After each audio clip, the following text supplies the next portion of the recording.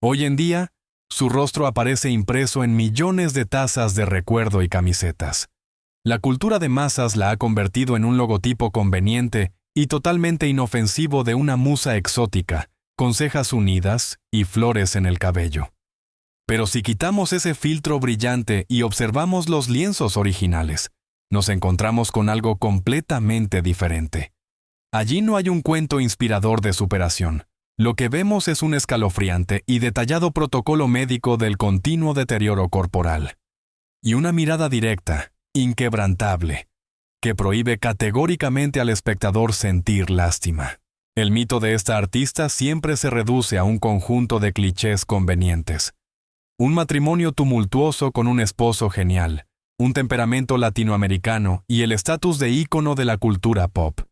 Nos gusta la historia de una mujer que, con fuerza de voluntad, simplemente superó circunstancias trágicas. Pero su realidad es mucho más compleja y dura. Ella no superó la vulnerabilidad. La documentó metódica e implacablemente, convirtiendo la carne destruida en un manifiesto sin concesiones. Para entender cómo exactamente el sufrimiento informe adquirió nombre y límites claros, debemos regresar al momento en que su vida habitual cambió en un segundo. Acto 1. Punto de no retorno. El 17 de septiembre de 1925. Un autobús de madera en el que viajaba una estudiante de 18 años choca contra un tranvía metálico en las calles de Ciudad de México. El impacto es tan brutal que una barra de acero atraviesa su cuerpo de lado a lado, entrando por el costado izquierdo y saliendo por la pelvis. Su columna vertebral se quiebra en 3 partes: la clavícula, las costillas, el hueso pélvico y la pierna derecha quedan destrozados. Esta catástrofe repentina reescribe de inmediato y para siempre la trayectoria de una vida común.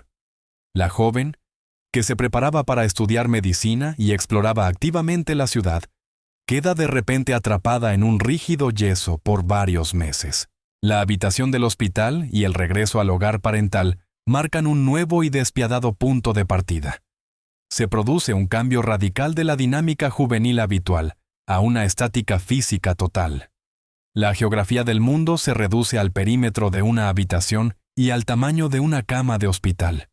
Los eventos externos, las conexiones sociales, la cotidianidad urbana, todo desaparece tras la puerta cerrada, cediendo el paso a un ciclo monótono e interminable de procedimientos médicos y esfuerzos por sobrevivir al dolor físico.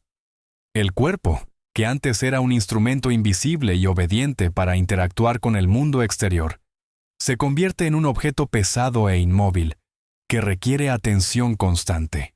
Cuando una persona está postrada en cama durante semanas y meses, su percepción cambia. El techo se convierte en la línea del horizonte. La falta de estímulos externos obliga a la psique a buscar un punto de apoyo dentro de sí misma. Pero el cuerpo ya no es un refugio seguro, genera una crisis continua. En este punto de máxima reducción de la realidad, su madre encarga un bastidor de madera especial. Esta estructura permite fijar un lienzo o cartón grueso en ángulo, para que pueda pintar acostada, sin cambiar la posición horizontal de su espalda. Pero el elemento clave es otro dispositivo que lo cambia todo. Un gran espejo se coloca sobre el dosel de la cama. En circunstancias normales, un espejo sobre la cama se asocia con la intimidad, la estética decorativa o el narcisismo. En esta habitación estrecha adquiere una función completamente diferente. Se convierte en una especie de cámara de vigilancia, la única ventana que la persona atrapada en el yeso puede mirar constantemente y sin ayuda externa.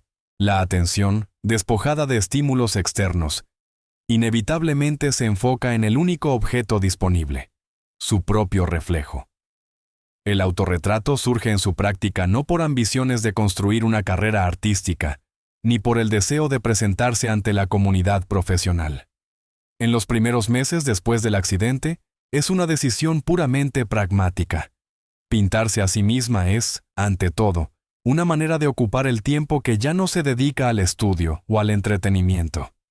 Comienza a plasmar su rostro simplemente porque es el único modelo siempre presente en la habitación, que no se cansa ni requiere esfuerzo para organizar una sesión de posado. Pero este proceso mecánico rápidamente cambia su naturaleza. La observación prolongada y forzada de sí misma en el espejo, en un estado de completa impotencia física, activa un nuevo mecanismo psicológico.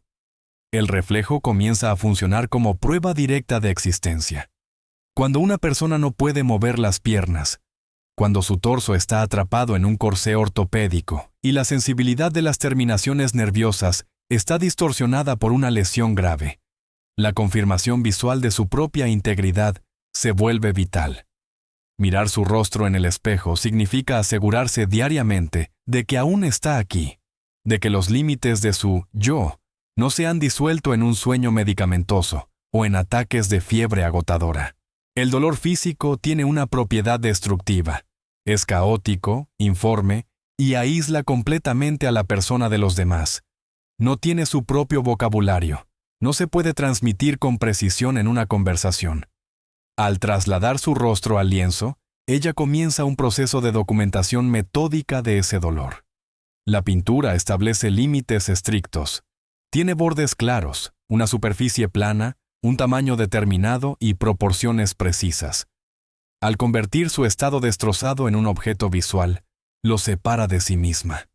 El sufrimiento deja de ser una sensación subjetiva, invisible y devoradora, y se convierte en un hecho material que se puede estudiar desde fuera, como una muestra de laboratorio. Este proceso proporciona un recurso psicológico crucial, la ilusión de control recuperado. En la vida real, su cuerpo está completamente sometido a fuerzas externas. Los médicos deciden sobre nuevas operaciones, los aparatos de yeso y metal dictan la postura, los nervios y huesos dañados determinan el nivel de resistencia. Ella no decide nada en su fisiología, pero en la superficie del lienzo, tiene jurisdicción absoluta. Ella elige los colores, construye la composición, determina qué quedará oculto en la sombra y qué se expondrá sin piedad a la luz. La pintura se convierte en un acto de recuperación de territorio. Si no puede controlar sus propios músculos, controlará las coordenadas de su imagen óptica. Ya en estas primeras experiencias se forma la especificidad de su mirada, en la que la sentimentalidad está completamente ausente. No pinta a una víctima moribunda de las circunstancias, buscando compasión del espectador. Crea un inventario estricto de lo que queda después de la catástrofe. El espejo establece la distancia necesaria. Hay un cuerpo vulnerable que duele en la cama, y hay un objeto en el vidrio que debe ser trasladado fríamente al papel. Esta distancia salva su obra de un expresionismo lastimero y lloroso. La mirada de su reflejo permanece directa, intensa y contenida. Es una constatación fría de presencia frente a una fuerza insuperable. El accidente no solo le quitó la salud, sino que formó su método de trabajo único. La claustrofobia de la habitación le enseñó un enfoque extremo. La falta de libertad física excluyó la posibilidad de pintar panoramas paisajísticos a gran escala o escenas históricas complejas y multitudinarias. Las estrictas limitaciones físicas se convirtieron en su editor despiadado. Tuvo que dominar el micronarrativo de su propio rostro, estudiar detalladamente los más mínimos cambios en la tensión de los pómulos, en la dirección de la mirada, en la densidad de los labios apretados. Aprendió a extraer la máxima información de un conjunto mínimo de datos visuales disponibles. Con el tiempo, se quita el yeso inicial, vuelve a aprender a caminar. Pero la situación básica no cambia. Se hace evidente que nunca habrá una curación completa. Hospitales, intervenciones quirúrgicas dolorosas, corsés de soporte pesados se convierten en una rutina que se extiende por las siguientes décadas. La lesión deja de ser un obstáculo temporal que simplemente hay que soportar y se reconoce como una nueva realidad definitiva. El cuerpo fragmentado es ahora su residencia permanente, la condición del problema que no se puede anular. La habitación cerrada, el espejo colgante y el bastidor de madera no le permitieron desaparecer sin dejar rastro en el sufrimiento físico anónimo. Encontró una manera práctica de documentar su vulnerabilidad, convirtiéndola en una imagen plana y completamente controlable en el lienzo. Pero a medida que el periodo agudo de aislamiento médico termina, Surge el siguiente problema. Una cosa es controlar su reflejo, acostada en soledad bajo el dosel de la cama. Otra muy distinta es llevar ese cuerpo mutilado fuera del refugio seguro del dormitorio, al amplio espacio público lleno de miradas ajenas evaluadoras. La observación aislada y silenciosa en la habitación inevitablemente tendrá que transformarse en una estrategia calculada de defensa externa. Acto 2. El falso espejismo. A finales de los años 20, tras meses de agotadora rehabilitación, finalmente puede salir de casa con regularidad. Pero surge un nuevo problema práctico. Debe adentrarse en el ámbito social, político y artístico de la capital. Sin embargo, su realidad fisiológica ha cambiado irreversiblemente.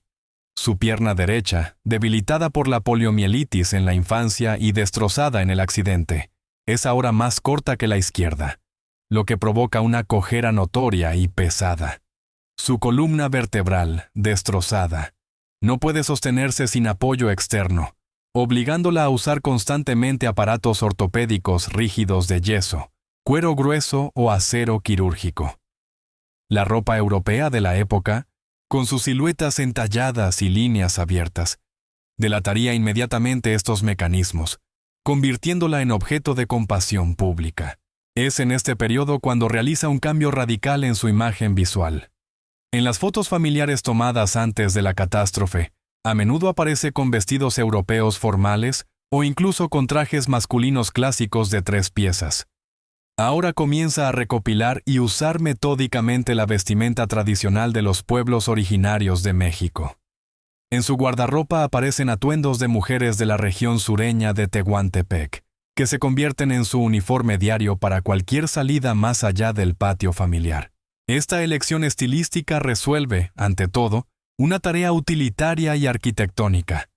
Las largas faldas hasta el suelo, con amplios volantes, ocultan completamente la asimetría de sus piernas y compensan técnicamente la cojera gracias a la dinámica rítmica de la pesada tela al caminar. Las blusas sueltas de corte cuadrado, conocidas como huipiles, no se ajustan al cuerpo. Bajo su silueta amplia, el masivo armazón del corsé médico se esconde fácilmente. La ropa tradicional funciona como un confiable estuche textil, que reconstruye la geometría de su silueta, ocultando para siempre las fracturas de su columna de las miradas evaluadoras. Pero simplemente ocultar las heridas no es suficiente, es solo el primer nivel de defensa. El segundo nivel consiste en gestionar agresivamente la atención ajena. Para que el espectador no se fije en la mecánica de sus movimientos restringidos, hay que ofrecerle otra dominante visual más poderosa. Comienza a usar pesados collares precolombinos de jade. Lleva enormes pendientes de plata. Trenza gruesos hilos de lana de colores vivos y grandes flores vivas en su cabello. El mecanismo de este truco se basa en la psicología básica de la percepción. La abundancia de texturas, colores intensos y detalles contrastantes a nivel del cuello y la cabeza atraen magnéticamente la mirada del interlocutor hacia arriba. El rostro y el peinado complejo, casi arquitectónico, se convierten en el epicentro absoluto de su imagen. Mientras el público observa fascinado los adornos exóticos y las coronas, nadie nota la rigidez del torso o la pesadez de su paso. Le quita al espectador la posibilidad misma de sentir lástima, reemplazándola con una distancia estética. El estatus de inválida se cubre hábilmente con el espectáculo. El contraste entre lo que ve el público y lo que ella misma experimenta sigue siendo colosal. Mantener este majestuoso frente requiere serios recursos físicos. La fricción de las telas rígidas y las abrazaderas metálicas contra la piel bajo la blusa suelta no desaparece durante la noche. Llevar varios kilos de piedras y plata con una espalda dañada es un acto diario de resistencia física. Sin embargo, el resultado justifica los medios. Ante los ojos de la bohemia mexicana, no aparece como una paciente dada de alta del hospital, sino como una figura monumental que dicta sus propias reglas de presencia en la habitación. Además de la máscara física, este constructo visual rápidamente adquiere un peso político denso. En la México postrevolucionaria de los años 20 y 30, se lleva a cabo un proceso activo de formación de una nueva identidad nacional, conocido como mexicanidad.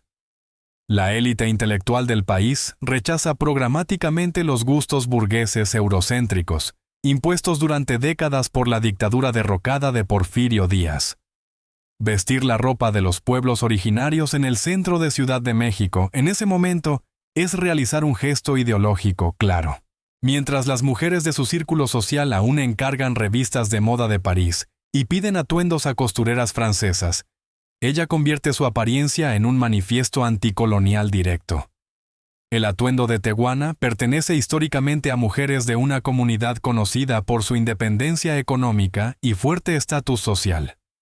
Al usar esta ropa, declara abiertamente su solidaridad con las fuerzas políticas de izquierda, con el movimiento de muralistas mexicanos y con las profundas raíces prehispánicas de su país. Su cuerpo se convierte en un cartel publicitario móvil de sus convicciones políticas. No es una elección espontánea de moda exótica, ni un intento de parecer excéntrica para entretener a la multitud. Es una posición profundamente calculada, de alguien que se niega categóricamente a ser un fondo pasivo para discusiones ajenas. No escribe extensos artículos teóricos sobre orgullo nacional o lucha de clases. Encarna físicamente estas ideas cada vez que cruza el umbral de su casa. Esta misma lógica de control total sobre su imagen se extiende a su rostro. Se niega conscientemente a depilarse las cejas, permitiendo que se unan en una línea gruesa y oscura en el entrecejo, y subraya deliberadamente el vello sobre el labio superior.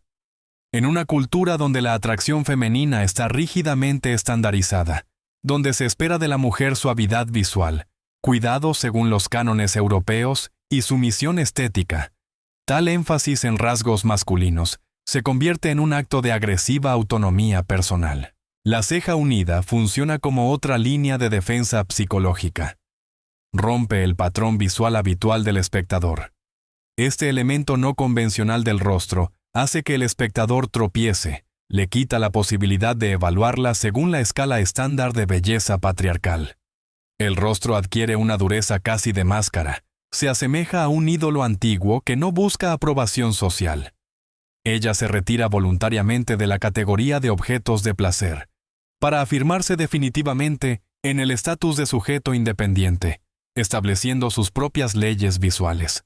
La cultura de masas y el posterior mito global simplificarán enormemente este sistema de defensa en capas. Décadas después, su imagen se reducirá a un cliché pop culture. Flores en el cabello, faldas coloridas, cejas unidas. Todo se convertirá en un diseño fácilmente reproducible para souvenirs, ropa y portadas de revistas. La compleja declaración política y la cruel necesidad fisiológica serán vaciadas, dejando solo un estilo exótico y plano de ícono bohemio del feminismo. Pero en la realidad histórica, su fachada fue una herramienta impecable de supervivencia y dominio, en un campo social complejo. El brillante traje nacional cumplía la función de armadura social. Protegía el cuerpo vulnerable y quebrado de miradas no deseadas, y al mismo tiempo servía como una declaración política sonora, que no podía ser ignorada. Sin embargo, esta imagen cuidadosamente construida estaba destinada exclusivamente para el uso externo. Funcionaba perfectamente en mítines políticos, recepciones sociales y exposiciones artísticas. Pero cuando el ruido de la multitud se apagaba y regresaba al aislamiento de su taller, la necesidad de camuflaje desaparecía por completo. Detrás de puertas cerradas, enfrentándose sola al lienzo, debía quitarse la armadura de gala. Y ahí comenzaba un trabajo completamente diferente. Encontrar una óptica capaz de fijar la realidad del cuerpo oculto bajo la pesada tela del huipil, y hacerlo de tal manera que despojara al espectador de las últimas ilusiones. Acto 3. Una mirada sin piedad. En pequeñas hojas de metal preparado, trozos de masonita y cartón grueso. Se repite una y otra vez el mismo esquema compositivo, llevado al automatismo absoluto. En el centro del espacio se encuentra una figura solitaria, a menudo con el pecho abierto, órganos internos expuestos o profundas incisiones quirúrgicas a lo largo de la columna vertebral. La piel, Puede estar atravesada por decenas de clavos de acero de diferentes calibres. La columna vertebral reemplazada por una columna jónica de piedra desmoronada, y el torso apretado por aros de un rígido corsé médico. No son obstáculos simbólicos o poéticos, sino una fijación detallada y fisiológicamente precisa de la destrucción corporal extrema. El cuerpo aquí no es un objeto estético para admirar, sino un lugar documentado de catástrofe continua. La textura del dolor se transmite con una sequedad clínica subrayada. Cuando aparece sangre en el lienzo, no está esparcida en manchas nerviosas y caóticas, como en la tradición expresionista. La sangre se pinta metódicamente, fluye por trayectorias claras, se recoge en gotas perfectas, se convierte en un sistema radicular ramificado, o se bombea cuidadosamente a través de complejos sistemas de tubos quirúrgicos. El dolor se formaliza, convirtiéndose en un esquema de ingeniería complejo, donde cada vaso roto o clavo metálico tiene su lugar preciso y funcional. Pero esta catástrofe anatómica siempre va acompañada de un detalle que rompe bruscamente las expectativas del espectador. El rostro sobre el cuerpo mutilado y constreñido permanece absolutamente, aterradoramente impasible. No hay ni una sola mueca de dolor. Los músculos faciales están completamente relajados, los labios firmemente cerrados. Las cejas oscuras y unidas mantienen una curva tranquila y uniforme. Incluso si en las mejillas se dibujan metódicamente grandes gotas de lágrimas, yacen sobre la piel como pesadas cuentas de vidrio, sin distorsionar en absoluto la expresión. Surge la contradicción central de su método pictórico. La carne grita de un sufrimiento insoportable y prolongado, mientras que el rostro transmite una calma fría y monumental. El principal instrumento de esta calma paradójica es la mirada, siempre dirigida estrictamente de frente, perforando el espacio directamente hacia los ojos del espectador. Inicialmente, esta frontalidad fue dictada por limitaciones físicas. Una persona encerrada en un corsé de yeso desde las clavículas hasta la pelvis, acostada bajo un espejo, simplemente no puede girar libremente el cuello o torcer la espalda para buscar ángulos complejos. La geometría del aparato ortopédico fijó la cabeza en una posición recta de manera forzada.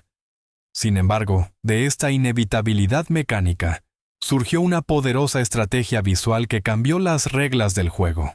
En la historia de la pintura europea, la figura femenina herida, sufriente o desnuda tradicionalmente, desvía la mirada hacia un lado. Los mártires miran hacia arriba, al cielo, en busca de salvación divina o esperando un milagro. Las víctimas bajan la mirada, demostrando sumisión al destino, reconociendo la derrota o mostrando vergüenza. Esta clásica puesta en escena de la mirada permite al espectador ocupar una posición cómoda y segura de observador invisible, que solo simpatiza con la desgracia ajena desde la altura de su invulnerabilidad. En sus autorretratos, este contacto visual con la audiencia no se interrumpe ni por un segundo. La mirada directa e inquebrantable bloquea la reacción más natural y condescendiente del público. La compasión.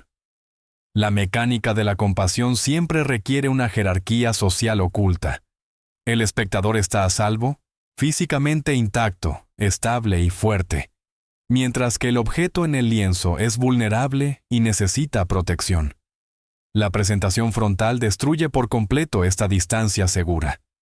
El espectador, que se acerca al cuadro esperando ver a una víctima sufriente, de repente se enfrenta a una observación dura y evaluativa hacia sí mismo. No es una súplica de ayuda ni un intento de evocar empatía.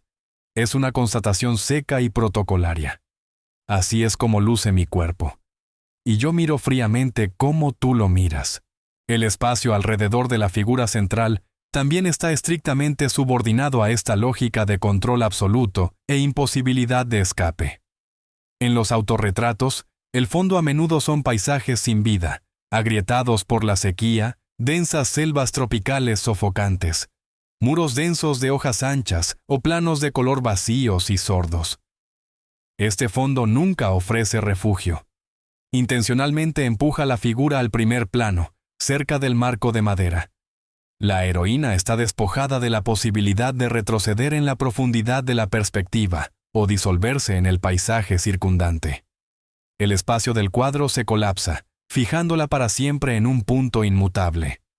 La exposición sin posibilidad de esconderse se convierte, paradójicamente, en una forma de poder absoluto sobre la situación. El efecto de presencia directa e inevitable se multiplica con el formato elegido. La mayoría de sus obras tienen un tamaño muy modesto, casi de bolsillo.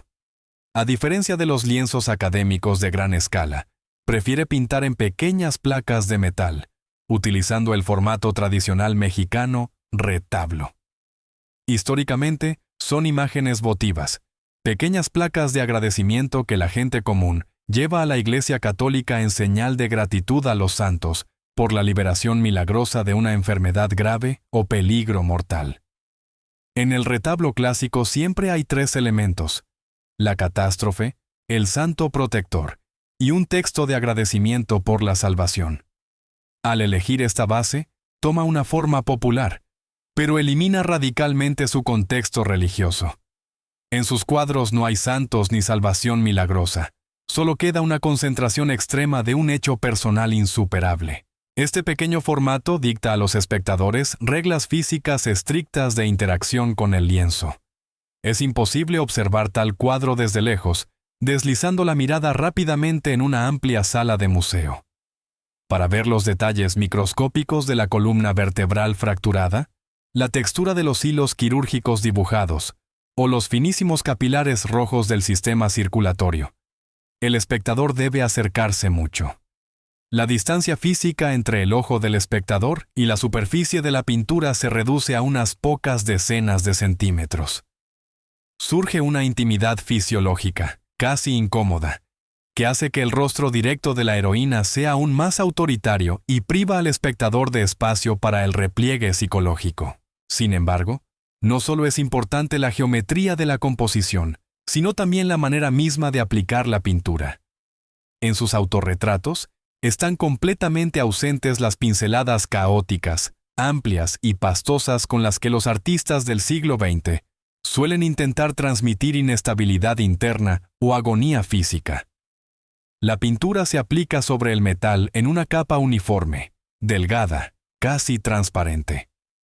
Las líneas de los contornos están trazadas con la precisión de un miniaturista. La superficie de la obra terminada permanece absolutamente lisa, sin rastro alguno de prisa, duda o pérdida de control sobre el pincel. Esta técnica pictórica seca y meticulosa funciona como un instrumento quirúrgico. Despoja por completo al cuadro de cualquier patetismo teatral.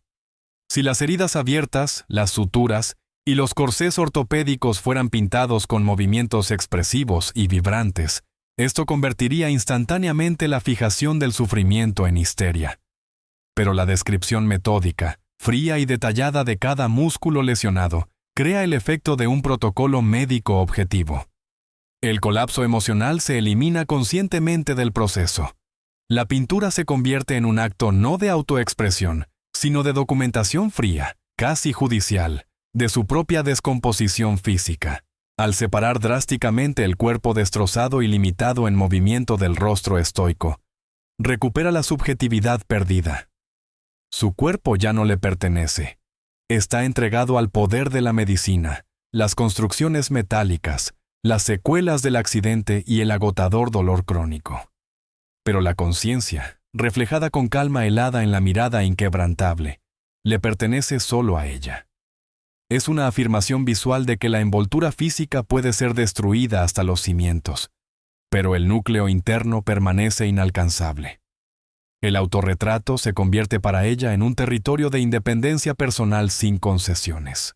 En el espacio del lienzo rectangular, esta estrategia de formalización funciona a la perfección.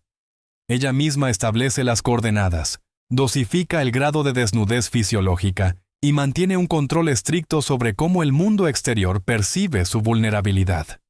Pero este sistema hermético de autonomía, nacido en la soledad del taller, inevitablemente debía ser puesto a prueba en tiempo real. Y la prueba más seria para esta independencia celosamente guardada será el encuentro con otra persona, una figura de tal escala monumental y peso social, cuya presencia amenaza con devorar cualquier autonomía ajena en su camino. Acto 4. Unión de gigantes. El 21 de agosto de 1929, en el Ayuntamiento de Coyoacán, se registra el matrimonio entre la joven de 22 años, Frida Kahlo, y el imponente Diego Rivera, de 42.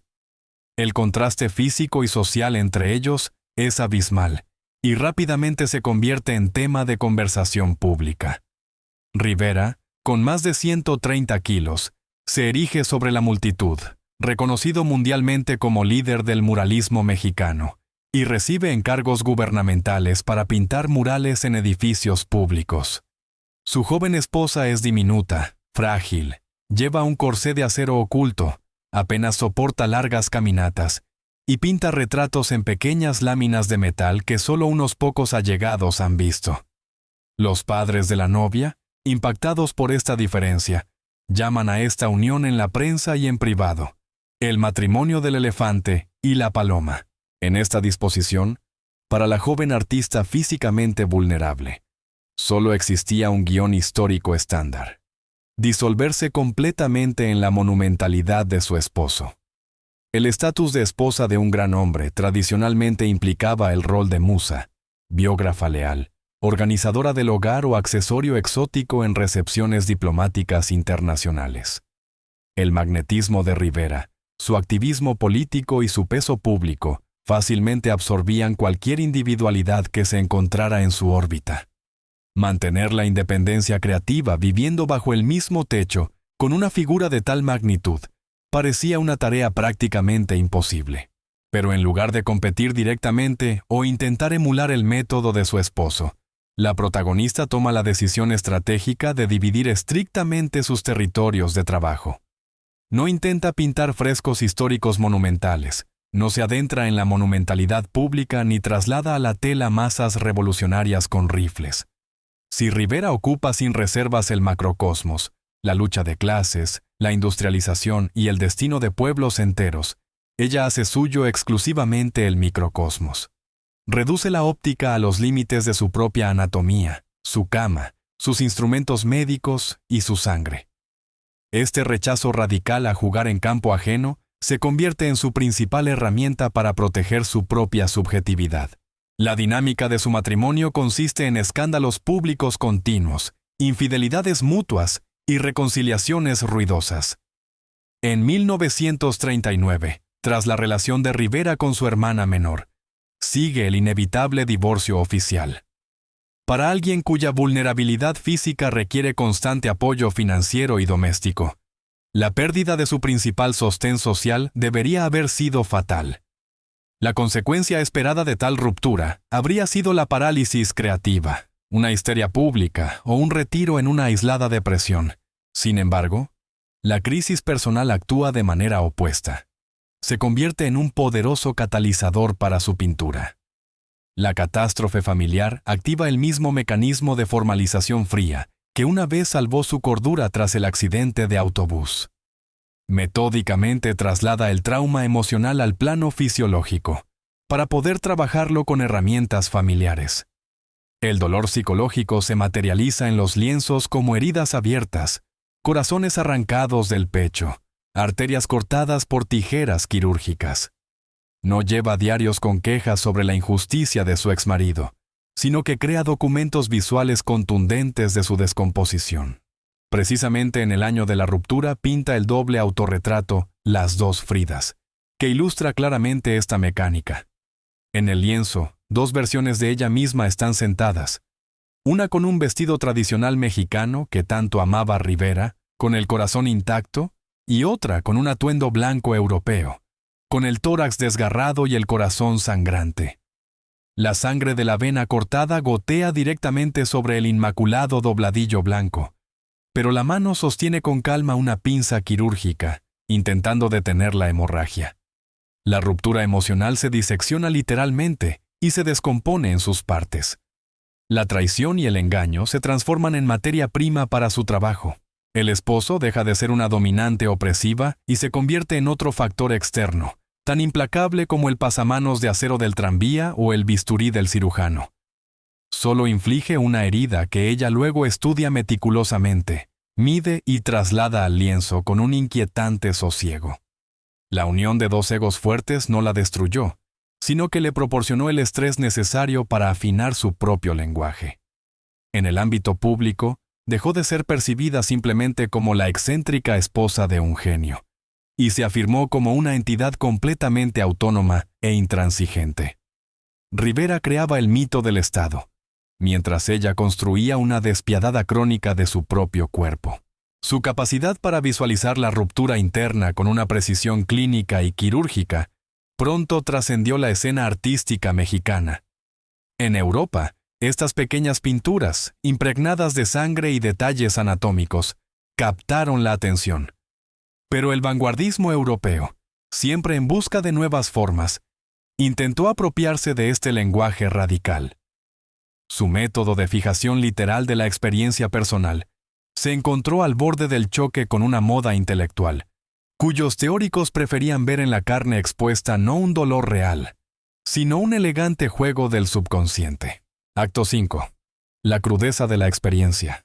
En abril de 1938, llega a Ciudad de México André Breton, poeta, teórico e incansable ideólogo del surrealismo europeo.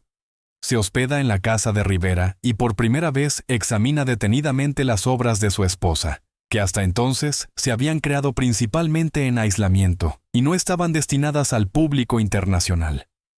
Al ver en los lienzos cuerpos desmembrados, objetos flotando en bañeras, corazones sangrantes y figuras enredadas en raíces, Breton queda fascinado.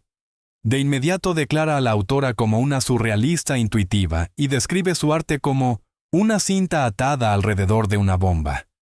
La vanguardia europea, siempre en busca de nuevas y salvajes confirmaciones para sus teorías más allá del viejo continente, decide apropiarse oficialmente de su método. El surrealismo en Europa a finales de los años 30 es complejo e intelectual. Se basa en el psicoanálisis de Sigmund Freud, en el estudio de los sueños, la escritura automática y los juegos del subconsciente. Para la bohemia parisina, el arte es una herramienta para liberar la mente de las restricciones burguesas a través del absurdo deliberado. Relojes derretidos, insectos gigantes, objetos flotando en el aire. Todo esto se construye artificialmente para escandalizar al público y romper la lógica habitual de la percepción. Cuando Breton y su círculo miran los lienzos mexicanos, ven en ellos la encarnación perfecta de sus manifiestos teóricos. Creen que están ante un flujo puro y no contaminado por la educación académica del inconsciente. A principios de 1939, por iniciativa de Breton, se inaugura en París una exposición titulada México, donde sus pinturas se convierten en el principal descubrimiento visual. Se encuentra en el epicentro de la élite cultural europea. Sus obras son observadas por Pablo Picasso, Vasily Kandinsky y Marcel Duchamp. El Louvre adquiere una de sus pinturas, convirtiéndose en el primer caso en el siglo XX en que el principal museo de Francia compra una obra de un autor latinoamericano. Se le abre un camino directo hacia la integración en la corriente artística más influyente de la época. Bastaría con aceptar el término propuesto y asumir el estatus de musa exótica de la vanguardia parisina. Pero en lugar de agradecer la legitimación europea, sigue un rechazo tajante e intransigente. Al encontrarse dentro del entorno artístico parisino, siente un profundo desprecio por él.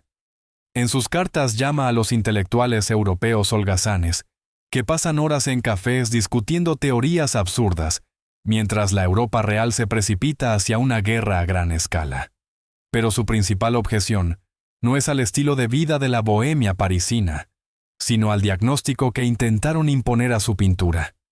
Declara públicamente que nunca pintó sueños o fantasías, sino que plasmó exclusivamente su propia realidad literal. La diferencia entre su método y el surrealismo europeo radica en la fuente misma de la imagen. Cuando un artista parisino dibuja carne desgarrada o anomalías anatómicas, es un gesto metafórico, es un enigma visual, una provocación intelectual destinada a ilustrar las ansiedades del siglo o los miedos internos. Pero cuando ella pinta una columna vertebral abierta, clavos de acero incrustados en la piel o una sábana de hospital ensangrentada. No hay ni una pizca de metáfora. El pasamanos de metal del tranvía realmente la atravesó. Los corsés médicos realmente comprimían su caja torácica hasta dificultar la respiración. El niño perdido realmente yacía en un frasco con formol. Al llamar a su arte surrealismo, la crítica europea comete una peligrosa sustitución. Intenta intelectualizar su dolor. Si una pintura es solo un sueño o un juego del subconsciente, entonces lo que le sucede no tiene peso real en el mundo físico. La etiqueta surrealista funciona como una anestesia estética. Calma al espectador, permitiéndole ver una caja torácica abierta como un elegante acertijo, no como una documentación de tortura quirúrgica prolongada. Aceptar el estatus de surrealista significaría traicionar su propio cuerpo, permitir que los teóricos desvaloricen el infierno real y cotidiano en el que existía. Defender la literalidad de su experiencia se convierte en una posición de principios para ella. Su pintura es un protocolo médico y legal, no un poema.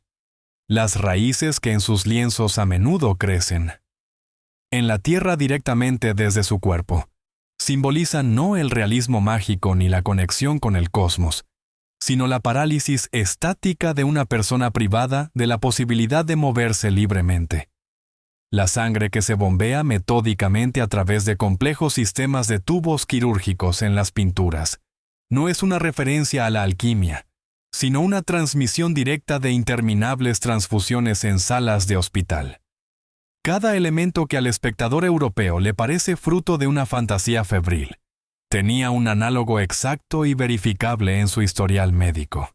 Además de la intelectualización, el contexto parisino revela otro problema de percepción: la mirada colonial condescendiente.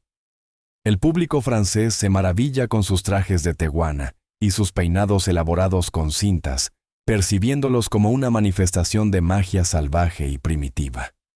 Ese mismo frente construido que en México funcionaba como una declaración política consciente y una herramienta de lucha anticolonial, en Europa se reducía a un encantador disfraz teatral. La compleja estrategia de supervivencia y autopresentación se convierte, a los ojos de los parisinos, en una divertida actuación etnográfica. Esto finalmente la convence de la imposibilidad de traducir su lenguaje al dialecto de las galerías europeas. Al regresar a México, cierra para siempre la cuestión de pertenecer a cualquier corriente internacional. El rechazo al surrealismo se convierte en un acto de separación artística radical. Cristaliza un nuevo tipo de sinceridad creativa, en la que la imaginación juega un papel mínimo. La imaginación puede crear monstruos, pero la observación fría documenta aquellos monstruos que ya existen en la realidad. Sus pinturas asustan no porque violen las leyes de la física, sino porque muestran con absoluta veracidad fisiológica lo que le sucede a una persona cuando las leyes de la biomecánica se rompen. Al defender la literalidad de su método, no permitió que los críticos de los años 30 disolvieran su dolor en cómodas teorías psicoanalíticas. Fijó su experiencia de manera tan firme e inequívoca que los intelectuales tuvieron que retroceder ante la franqueza de este documento. De sus lienzos desapareció cualquier ambigüedad, dando paso a la constatación seca del desmoronamiento físico y la observación estoica del mismo. Sin embargo, la victoria sobre los teóricos del arte resultó ser solo temporal. Lo que los surrealistas europeos no pudieron hacer con complejos manifiestos, décadas después lo haría el mercado global. El diario implacable de un cuerpo destruido se preparaba para enfrentarse a la máquina de reproducción masiva, que no necesitaba ni literalidad ni dolor. Acto 6. Reducción a símbolo. En marzo de 2018, una de las mayores corporaciones de juguetes lanza una muñeca de colección inspirada en Frida Kahlo. La figura de plástico tiene un cuerpo perfectamente simétrico y esbelto. No hay rastro del poliomielitis que sufrió de niña ni de las secuelas del brutal accidente de tráfico. Su pierna derecha no es más corta que la izquierda y su torso no está aprisionado por un corsé metálico. La famosa ceja unida, que el artista destacaba con desafío en sus autorretratos, ha sido cuidadosamente retocada en la muñeca, afinada para cumplir con los estándares convencionales de belleza. La copia de plástico conserva solo un conjunto reconocible y completamente seguro de atributos visuales. Una falda amplia y colorida, grandes pendientes y flores artificiales entrelazadas en el cabello. Este producto comercial refleja a la perfección cómo opera el mecanismo de la memoria histórica masiva. Décadas después de la muerte de la protagonista, el mercado global inicia un proceso de reducción total de su compleja y desafiante figura a un conjunto de marcadores gráficos fácilmente reproducibles. Surge un fenómeno de comercialización sin precedentes, donde la marca se separa completamente de la persona real. La cultura de masas y la multimillonaria industria de los souvenirs exigen objetos que no provoquen incomodidad psicológica ni rechazo fisiológico en el comprador. Una columna vertebral rota, suturas quirúrgicas sangrantes, medicamentos conservados en alcohol o un protocolo quirúrgico del propio deterioro físico no pueden imprimirse en una taza de regalo o en una bolsa de tela. Por eso, la industria elimina metódicamente de su imagen todo lo relacionado con el cuerpo real y el dolor genuino.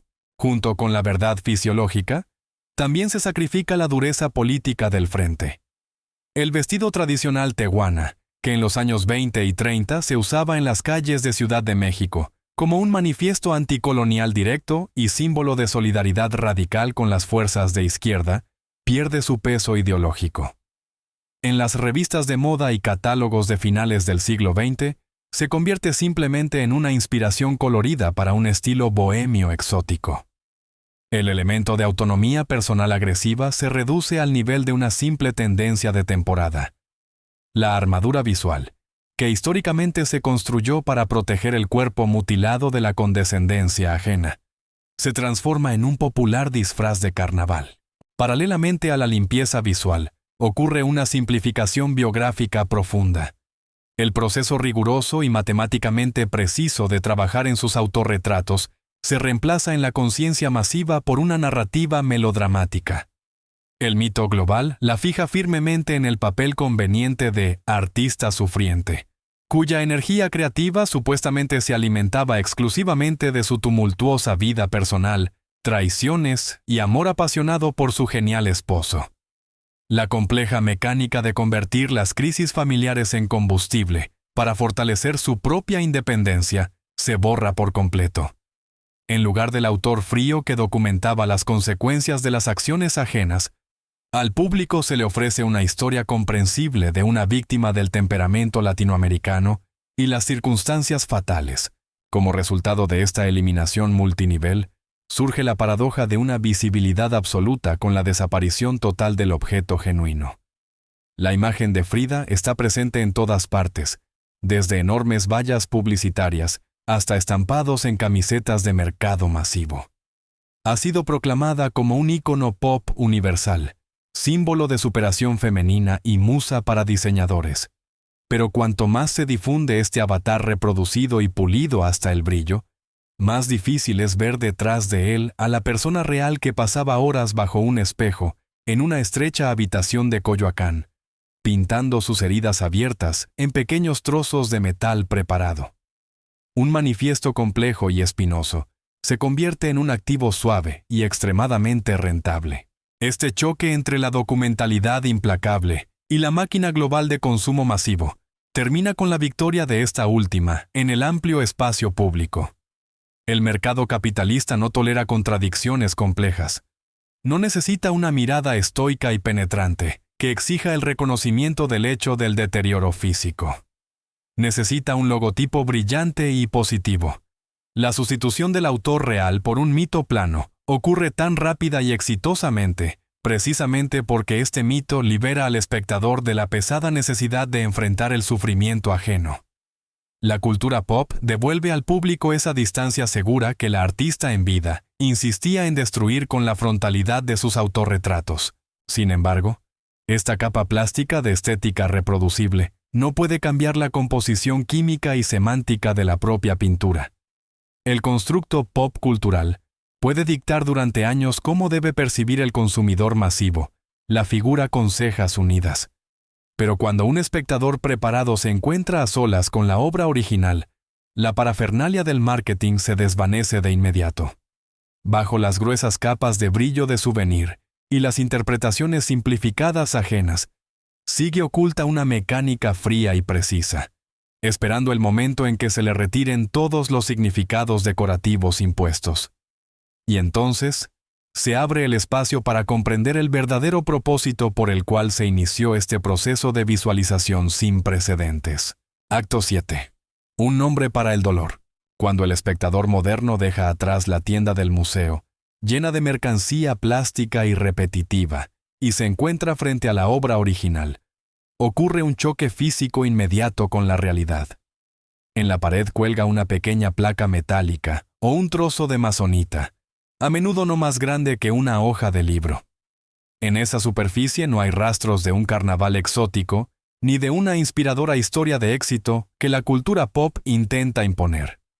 Una capa lisa de pintura al óleo, sin relieve, captura con precisión clínica un sistema circulatorio desnudo, abrazaderas ortopédicas que comprimen costillas y piel perforada por decenas de clavos de acero. El contacto físico con el original deconstruye de inmediato el mito acogedor, revelando un protocolo seco y aterrador de una catástrofe corporal incesante. Quitar las capas mitológicas impuestas obliga al público a enfrentarse con la verdadera magnitud de su obra. Si se descartan las cómodas etiquetas comerciales de musa apasionada, ícono de estilo o víctima de un amor trágico, emerge su elección principal e intransigente. En una época en que el arte monumental se centraba en los destinos de clases enteras, masas revolucionarias y cambios históricos globales, ella hizo un gesto radical de cortar con el mundo exterior. Se negó categóricamente a ir más allá de su propia fisiología. En lugar de disolverse en los grandes relatos políticos del siglo XX, convirtió el estudio microscópico de su cuerpo destrozado en el tema central y único. En la primera mitad del siglo XX, el estándar profesional a menudo requería distancia entre la biografía personal del artista y su obra. El sufrimiento personal se consideraba un episodio demasiado estrecho y privado, indigno de ser el fundamento de una declaración artística seria. Las enfermedades y limitaciones físicas debían permanecer fuera del taller, dando paso a la forma pura o a ideas sociales universales.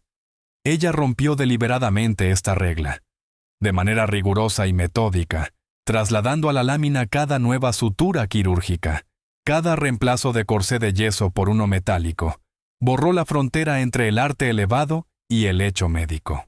Este rechazo a separar la pintura de la historia clínica creó un precedente de un tipo completamente nuevo de sinceridad radical. No usó el lienzo para expresar sentimientos fugaces o ilustrar sus miedos a través de metáforas poéticas. Lo usó para crear un inventario detallado de pérdidas. Cuando el cuerpo humano está años encerrado en un caparazón y privado de movilidad básica, la única naturaleza disponible y honesta es el mismo. La sinceridad aquí no radica en una desnudez emocional, sino en la precisión protocolaria con la que se registra el grado de destrucción del material vivo. El significado de esta fijación seca se comprende al analizar la naturaleza misma del dolor crónico. El sufrimiento físico extremo tiene una propiedad social destructiva, destruye por completo la comunicación. El dolor no tiene su propio vocabulario, es imposible describirlo verbalmente con precisión, y es extremadamente difícil transmitirlo a otra persona. Cuando un paciente experimenta tormentos prolongados e insoportables, su lenguaje se colapsa, devolviéndolo a un estado preverbal aislado. El dolor corta absolutamente al enfermo de los sanos, encerrándolo en una celda solitaria de sus propias sensaciones. El mundo sano no tiene herramientas cognitivas para comprender la magnitud de este infierno interno. Y el enfermo, cansado de intentos inútiles de explicar su grado de incomodidad, finalmente guarda silencio. Frente a este vacío lingüístico, ella comienza a construir un vocabulario alternativo, visual, para lo que no tiene forma externa. Una columna jónica rota que emerge a través de la carne abierta, gotas de sangre que corren por encajes blancos y abrazaderas de acero que contienen vasos desgarrados. No son juegos del subconsciente. es una sintaxis precisa, creada para dar un nombre concreto al sufrimiento sin nombre. Cada clavo clavado en su piel en el autorretrato indica la localización exacta e intensidad del foco de dolor. Al formalizar sus sensaciones, las saca de la zona ciega. Obliga a la agonía interna invisible a adquirir densidad, peso, color y límites claros. En este proceso metódico se esconde el mecanismo de transformación de lo privado en lo universal. La lógica sugiere que el diario de enfermedades de una artista en un suburbio del sur de Ciudad de México debería haber permanecido como un documento local y cerrado. Pero la inmersión profunda en la especificidad extrema dio un poderoso efecto contrario. Al negarse a hablar de problemas de la humanidad en general y centrarse exclusivamente en la geometría de sus propias clavículas rotas, encontró un punto de resonancia absoluto. El cuerpo físico, con su vulnerabilidad biológica básica, resultó ser el denominador universal más confiable de todos. El código visual que desarrolló supera instantáneamente cualquier barrera cultural, lingüística y geográfica. Al espectador, parado frente a su pintura en una metrópoli moderna al otro lado del planeta, no le es necesario conocer las particularidades de la vestimenta nacional mexicana o los detalles de su prolongado proceso de divorcio. La experiencia de enfrentarse a la debilidad sistémica, la traición del propio organismo, la fría intervención quirúrgica o la fuerza abrumadora de circunstancias externas es fundamental para cualquier ser humano. El lenguaje de la herida abierta se lee directamente, a nivel de reflejos. Creó la herramienta de traducción perfecta, que funciona infaliblemente donde quiera que exista un cuerpo humano. Como resultado, su cuerpo desgarrado y restringido por aparatos médicos se convierte finalmente en un manifiesto estético y político. Es un manifiesto de afirmación intransigente del derecho a la visibilidad. La discapacidad y la deformidad tradicionalmente eran relegadas por la sociedad sana a la periferia, escondidas en las paredes de los hospitales o detrás de puertas cerradas de dormitorios. Ella sacó esta realidad a la luz con fuerza. Su mirada fija de frente, que acompaña a cada figura mutilada en la pintura, no deja al espectador una distancia segura. No pide disculpas por su apariencia, no intenta suavizar el golpe visual y se niega categóricamente a aceptar una compasión barata. Simplemente exige el reconocimiento de su presencia bajo sus propias condiciones, extremadamente duras. La conciencia de su estatus en la cultura mundial llega cuando queda claro. No fue una heroína que se curó milagrosamente por el poder del arte. La biología siempre prevalece, y su cuerpo continuó destruyéndose irreversiblemente hasta el final. Su verdadera grandeza radica en que se negó a dejar su dolor sin nombre. Al combinar la documentación helada con la experiencia física extrema, convirtió su catástrofe personal en un lenguaje preciso y formalizado. Dejó una instrucción universal sobre cómo arrebatar el control al caos, convirtiendo su propia carne en un argumento invencible contra el olvido. El arte no posee una magia terapéutica capaz de reparar una columna vertebral rota. La pintura no detuvo su deterioro físico. Al final de su vida, su cuerpo se rindió por completo. La amputación de su pierna derecha y la dependencia de medicamentos fuertes se convirtieron en una realidad inevitable y seca. No venció a la biología ni se transformó en un héroe clásico que superó todos los obstáculos. Pero su verdadera magnitud no se mide por pronósticos médicos, sino por lo que hizo con su diagnóstico. Su estatus cultural, si lo despojamos del brillo de los souvenirs, no se sostiene en la pose de una víctima romántica. Se construye sobre la negativa intransigente de dejar su dolor sin nombre. Tomó la experiencia humana más aislante y muda, el sufrimiento físico, y en lugar de esconderlo con vergüenza o pedir compasión, lo transformó en un lenguaje visual universal. Su trauma personal y concreto se convirtió en un hecho frío del arte que no requiere la condescendencia ajena. Quizás aún no podemos apartar la mirada de sus cuadros, no porque nos inspire su resistencia o su estética exótica, sino porque en su mirada directa y sin parpadear de frente, se esconde un pensamiento extremadamente incómodo.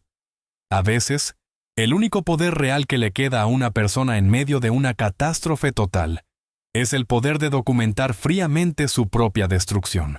Sobre cómo otro héroe de culto del siglo XX intentó convertir su carne en un manifiesto político radical, y lo que resultó de su necesidad de control absoluto sobre la forma física. Lo contaré en el próximo episodio sobre Yukio Mishima. Suscríbete al canal para no perderte esta historia.